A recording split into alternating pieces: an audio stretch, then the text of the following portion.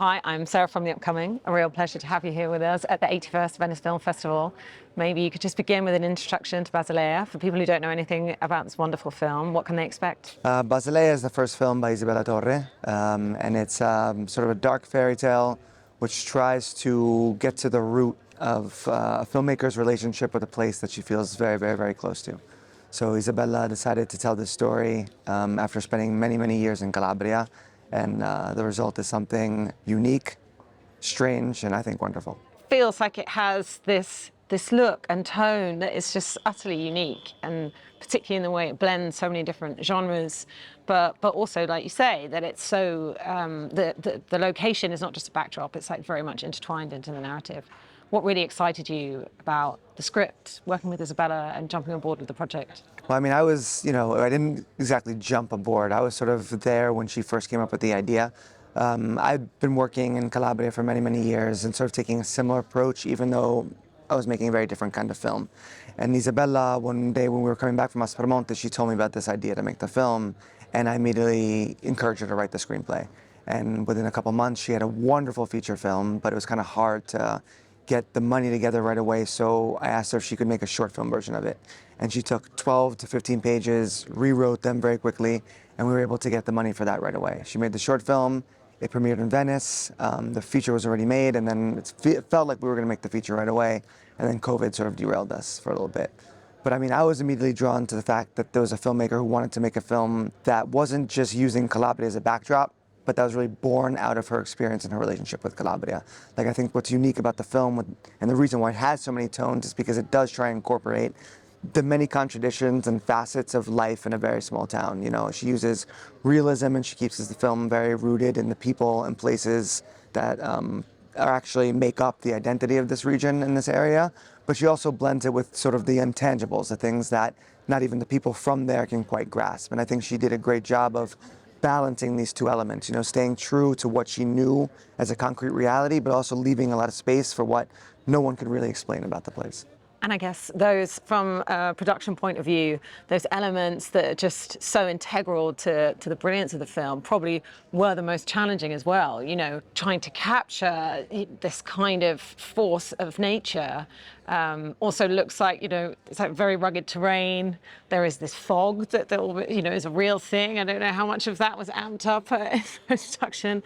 And then also working with the locals, working with non-actors, really making them part of the making of the film. So from your perspective, what were some of the challenges, but also the highlights? I mean, I'll go with the highlights first, because obviously that's the most fun thing to think about. It's like, the thing is, these people who are from the region are part of the film, but they are also part of, like, Isabella wrote these people into the script. She wrote these locations into the script. She sort of thought about the places she knew and that she was most intrigued by and built the story into those places, right? So like the place where the lead person goes in the convent, sort of in the middle of nowhere. That's a place we'd been to many times. A lot of those mountain locations are all things that Isabella loved very much and wanted, for her, were very representative of the region. So, you know, she wrote those places in, and so they're not just an integral part of the film, they're part of the birth of the film, they're part of the roots of the film. And I think that when it comes to the difficult parts, we brought it upon ourselves, meaning Isabella wanted to shoot when there was fog. She wanted to shoot when there wasn't a lot of light. She wanted to shoot when there was a lot of rain. She wanted to shoot in all the places where the cars couldn't get to.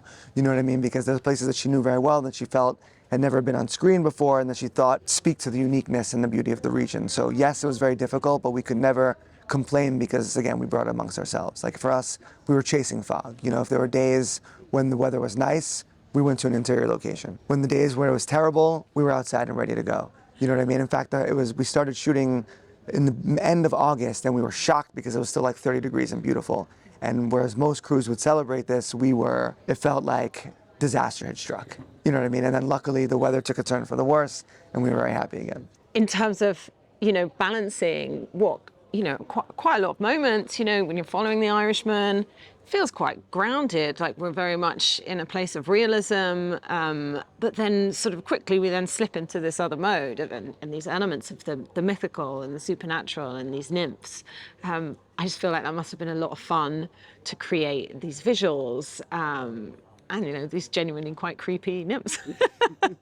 Did you and Isabella have a lot of fun working on that? A lot of fun. I mean, she had a lot, in the short version of the film, she plays all three nymphs.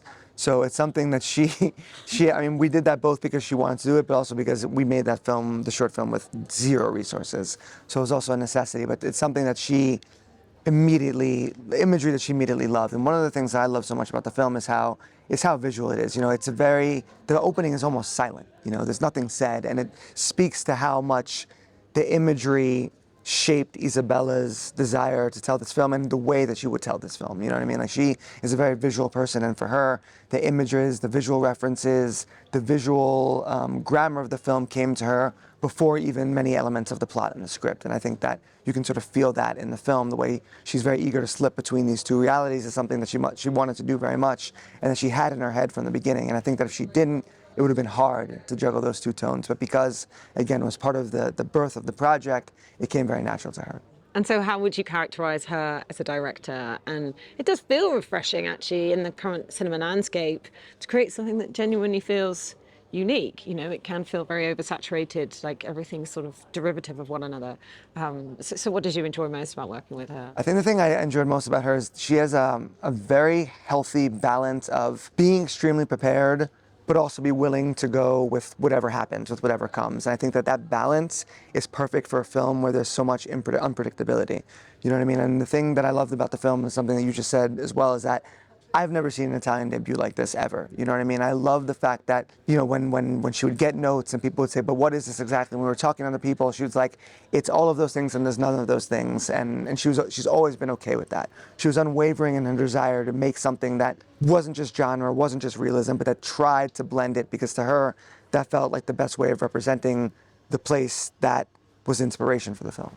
Such a brilliant blend in the cast, as we said, of non-actors and actors, and particularly Elliot at the centre as the Irishman. I just had a wonderful conversation with him. And he's actually quite different in person than the way he plays a character, which I guess sort of testament to the performance. But I also feel like there's a real future star in him as a character actor. What was it like seeing his performance come to life? I mean, that was one of the most surprising things, because it's the first time we've sort of brought a professional actor into our production fold, and seeing how elastic he was in adapting to other kinds of making films was wonderful for us. I mean, we fell in love with him the second we saw Godland. And for Isabella, it was fundamental to have point of view be someone who was a foreigner in this land, because she very much also felt like, I came to learn through this place, so we kind of want the audience to have that experience as well, to sort of be someone who's not from the place, to sort of be our guide through it, you know what I mean? So conceptually, having someone who has origins that we don't exactly know was wonderful for the plot and the narrative of the film. But as an actor and a person, he couldn't have been a better fit as well. Like, he just was ready to jump straight in to whatever challenge we put in front of him. Like, I don't know if he admitted this to you guys, but he didn't know how to drive before. He didn't know how to drive before we started making the film. And when he read the script and he showed up, he's like, I don't know how to drive. And so he and I spent like 3 or 4 weeks every morning just driving for a few hours. You know what I mean? And he didn't speak any Italian, but he learned what he needed to learn, and he was able to speak Italian in the film. So he just jumped in head first. So it's not just his talent on the screen, but it's also his work ethic as an actor and his adventurous spirit that I think will take him very, very far. And in terms of the takeaways from the film, I mean, I guess it does work on so many levels, because you can be there just immersing yourself in this atmospheric element of it, the supernatural elements, but you can also be reading into it, in terms of what does that kind of metaphor mean? This place that can't really be harnessed, forces of gentrification can't reach there. Almost through the Irishman, we see that. He thinks he can just turn up and take what he wants, and nature, throws up some resistance to that.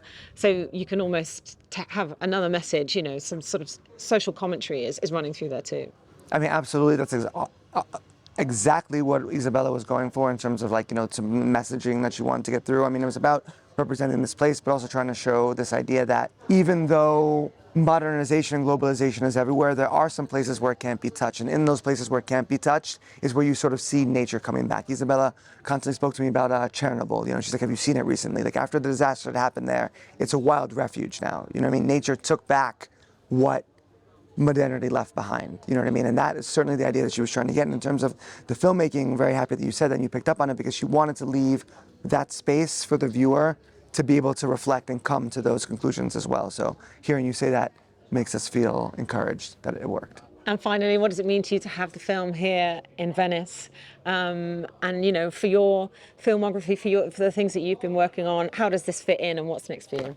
I mean, coming to Venice is always great. I mean, Isabella has a history with Venice. Our first two shorts were here, and we love Venice very much. So we were hoping to end up here. There was no other place we really wanted to go other than Venice. So for us, it's great for an Italian film to be here and to close the Giornate is a huge honor, and we're thankful for that.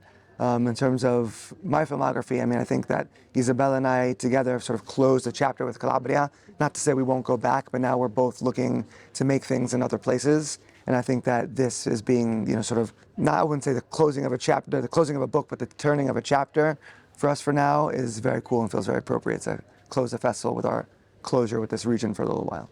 Amazing. Well, thank you so much for sharing that with me. Thank Huge you. congratulations on this amazing film. Thank I've you. really enjoyed presenting it here in Venice. Thank you. Thank you.